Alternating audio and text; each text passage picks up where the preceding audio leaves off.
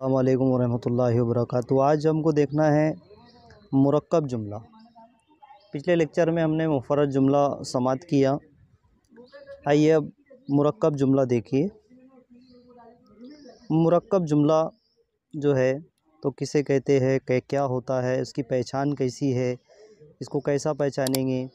तो ये हमारे पास देखिए, सबसे पहले हम यहाँ पर आपको बता रहे हैं कि ऐसा जुमला जिसमें एक से ज़्यादा फ़ेल हो अपनी जगह मानी मुकम्मल के तौर पर अदा करे। मानी मुकम्मल अदा करे यानी मानी पूरे तौर पर अदा करने के लिए दूसरे फ़ेल या दूसरे फ़ुकरे का मोहताज ना हो, उसे मुरक्कब जुमला कहते हैं। अब मुरक्कब जुमले की हमको मिसाल देखना है कि मुरक्कब जुमले कौन कौन से होते हैं, कैसे होते हैं। बदी उस ज़माने इरशादे साहब किरा कबूल किया, पहला फ़ेल। दूसरा, और सामाने शिकार खेलने का रात भर दुरुस्त होता रहा, यानी कि एक तरफ तो साहब के इरशाद को कबूल करना और दूसरे इसमें शिकार खेलने के लिए रात भर सामान दुरुस्त करना। इसी तरह से नंबर 2 हमारे पास है, हमीदा ने शीशे की अलमारी में रखा। हमीदा ने शीशे की अलमारी में रखा और उसमें मज़बूत कुफल डाल दिया।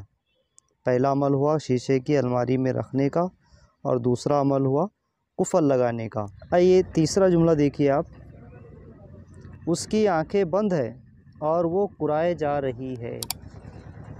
इसी तरह से चौथा है हमारे पास, हम खामोशी से कतारों में खड़े हो गए और पीटी शुरू हुई। इसी तरह से पांचवा देखिए, मैं एक फ़र्द हूँ और फ़र्द समाज की बुनियादी और मरकज़ी इकाई होता है। अगला देखिए नंबर 6, शुमाली जानिब ग्रेट हॉल है और जुनूब में एक म्यूज़ियम की शानदार इमारत है।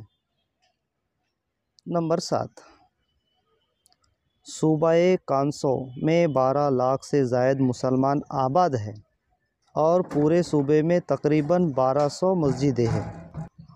नंबर 8, उसने बाकी बात नहीं सुनी और जल्दी से अंदर चली गई। नंबर 9,